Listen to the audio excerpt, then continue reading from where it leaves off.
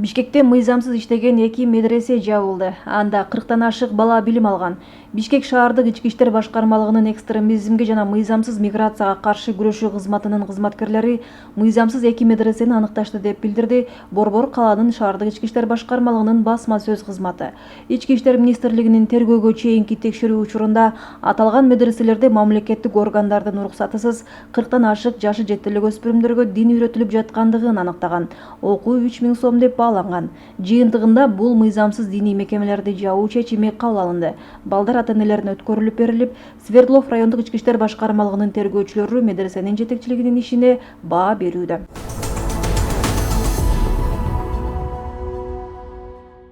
Мектептердин курулушун тартипке келтирүү максатында мыйзам долбоору даярдалып, Жогорку кеңештин сайтына жайгаштырылды. Анын демилгечилери депутаттар Элдар Абакиров жана Аида Исатбек кызы. Республика боюнча 2154 мамлекеттик мектеп бар. Алардын ичинен 233 мектептин жүктөмү ченемден 2,5 эсеге ашат. 260 мектепте окугандардын саны ченемден 2,5 эсеге жетпейт. Бирок нормадан көп. Алардын ичинен 94 мектеп авариялык абалда деп жазылган мыйзам долбоорунун негиздемесинде. Долбоор боюнча мектептерди абалына жана жүктөмүнө жараша классификациялоо сунушталууда. Ага ылайык окуучулардын саны ченемден 2,5 эседен ашкан жана авариялык абалдагы мектептер кызыл, жүктөм 2 эседен ашса сары, авариялык мектептер көк зонага киргизилет.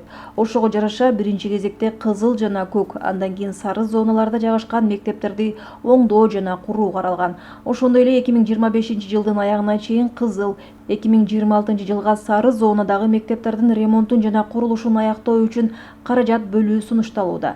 Мындан тышкары Минкапка каражат бөлүү, мектептердин курулушунун сапатын жана ага бөлүнгөн акчанын сарпталышын көзөмөлдөө боюнча бир катар сунуштар берилген.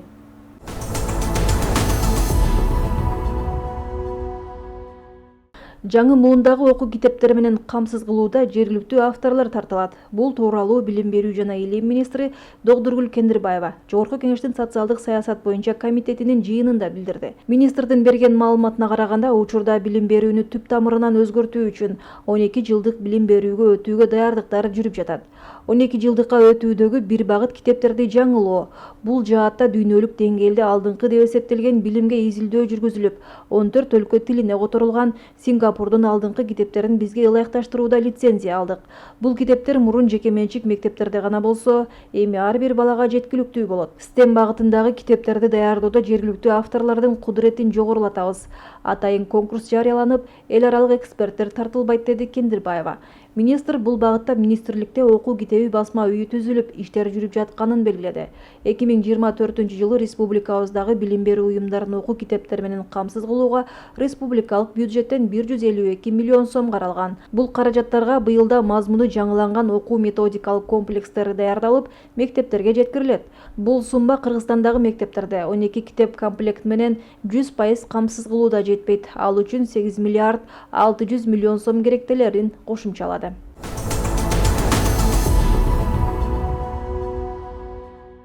Баткенде Иса Ахунбаев атындагы Кыргыз мамлекеттик медициналык академиясынын заманбап окуу дарылоо комплексинин курулушу аяктады. Азыркы учурда объектидеги курулуш иштери 95%га бүткөрүлдү.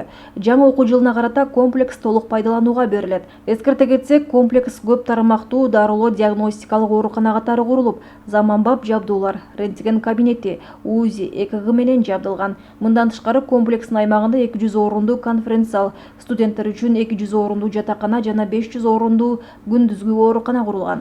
Долбоордун курулушуна кеткен чыгым болжол менен 603,5 миллион сомду түзөт. Кошумчалай кетсек, 2022-жылы июнда президент Садыр Жапаров аталган комплекстин курулушуна капсула салган.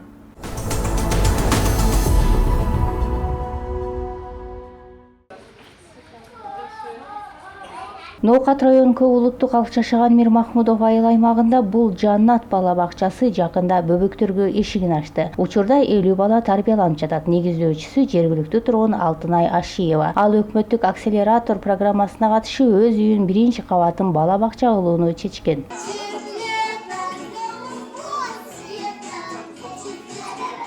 Энелер менен ушу жергиликтүү тургундар менен чогулуш кылып сүйлөшүп, ана тургундар да аябай жакшы кабыл алышты. Себеби жалаң ушу биздин соонун карапайым негизинен дыйкандардын балдары ошолорго дагы садикке муктаж болгондорун көрүп туруп биз чогулуш кылганда эле аябай сонун колдоп беришти ушул жердин тургундары. Ошолор менен биргеликте чогулушуп, чогулушта макулдашып, пикирлешип, анан биз ушу садикти ачтык. Бала бакчада наристелерди мектепке даярдоо менен бирге орус, англис, араб тилдери үйрөтүлүп, кошумча шахмат, сүрөт, бий курстары ачылып жатат. Балдарга ар тараптуу билим алууга шарт түзүлгөнүнө ата-энелер да кубанууда. Жаңы садик ачылып атат деген укканда мен уже аябай сүйүнгөнмүн. Эмне дегенде мына чекеде жашаган тургундарга аябай ыңгайлуу болду. Центрге убакыт болуп калат, болбой калат. Ошондуктан биз аябай сүйүндүк. Жашоочулар дагы аябай сүйүнүштү.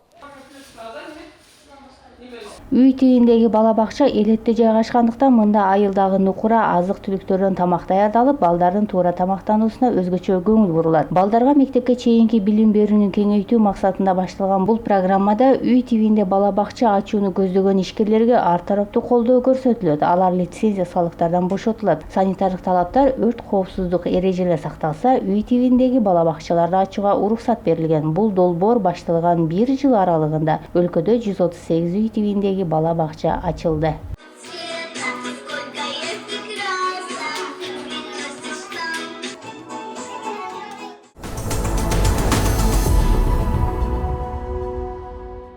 Билим берүү жана илим министрлиги Куликов кондитердик үйү ЖЧКсынын өндүрүштүк базасында кесиптик лицейлердин кондитер багыты боюнча өндүрүштүк окутуу чеберлерине квалификацияны жогорулатуу курсу өтүүдө. Өндүрүштүк базадагы теориялык жана практикалык сабактарда курстун угуучулары заманбап эмгек рыногунун талаптарына жооп берген атайын жабдууларда жана алдыңкы технологияларда иштөөнүн практикалык көндүмдөрүн өздөштүрө алышат.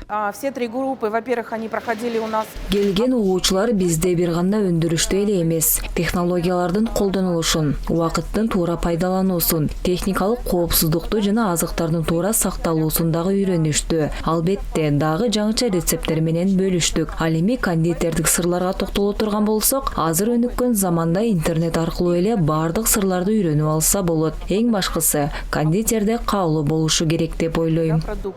Как проводить хронометраж.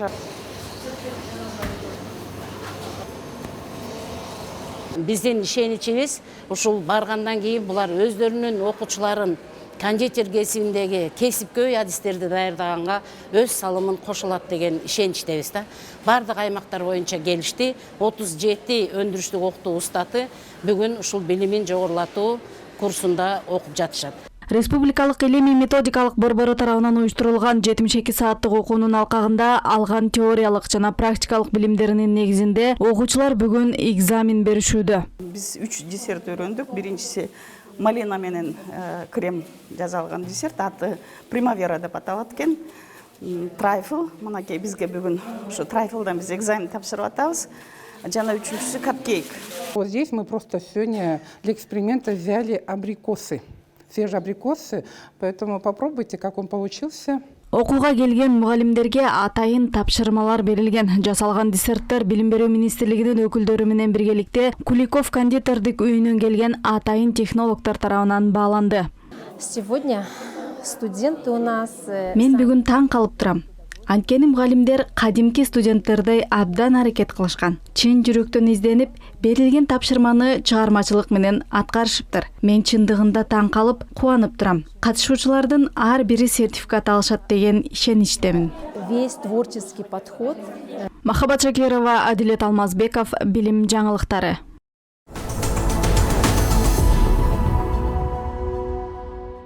Бишкек шаарында мектептер 2033 глобалдык форуму өтөт. 2024 жылдын 11 июнунан 13-нө чейинки боло турган форумда дүйнөнүн ар тарабынан келген 250 делегат мугалимдердин климаттын өзгөрүшүнө каршы туруктуулукту камсыздоодогу лидерлигин талкуулайт.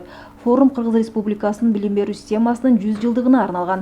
Уюштуруучулар Билим берүү жана илим министрлиги жана Агахан фонду. 3 күнгө созулган форумда 3 негизги багыт каралат.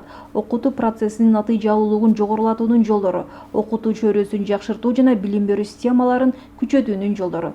Делегаттардын арасында мугалимдер, мектеп жетекчилери, жаштар, жарандык коом өкүлдөрү, эл аралык уюмдар, донорлор жана мамлекеттик мекемелер менен өнөктөштөр болот. Глобалдык форум бул маселелерди ар тараптуу изилдөө жана бул актуалдуу теманы чечүү үчүн ар түрдүү көз караштарды сунуштайт. Кошумчалай кетсек, Мектептер 2030 бул 10 өлкөдөгү 1000 билим берүү уюм менен иштеген глобалдык программа. Программа коомдун өнүгүүсүн колдогон, балдардын билимин жана көндүмдөрүн калыптандыруудагы мыкты практикаларды жана чечимдерди аныктоого жана жайылтууга көмөктөшөт.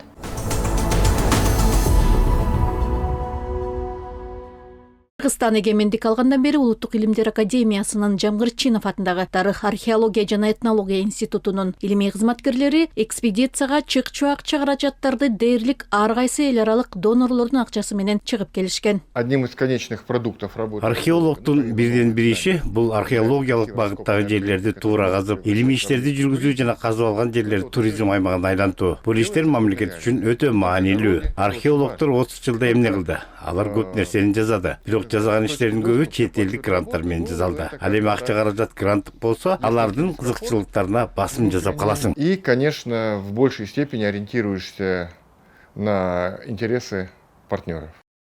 Президенттин жарлыгынын алкагында 2023-2027 жылдарга көөнө тарых сырлары, тарыхый маданий мурас объекттерин сактоо, изилдөө жана археологиялык казуу иштерин жүргүзүү боюнча мамлекеттик программа ишке ашкан. Бул программа 30 жыл ичинде Кыргызстанда биринчи мамлекеттик деңгээлде колдоого алынып, уюштурулуп жатат. Азыркы тапта илимий экспедициялар кызуу жүрүүдө. Тарых эмне? Бул жазма булактар. Архивтердеги, кол жазмалардагы, өзгөчө Кытайда, Иранда, мына жакында окумуштуулар айтып атат, Индияда да бар экен депчи. Мына ошол жазуу булактарды таап келип, ошо тилде болсо, ошолордун баардыгын тең биз кыргызча которуп, орусча которуп, анан жазышыбыз керек. Андан кийин буга чейин көп көңүл бурулган эмес да, мында экспедиция. Мисалы биз материал булактарда материал тапмайынча тарых жаралбайт да.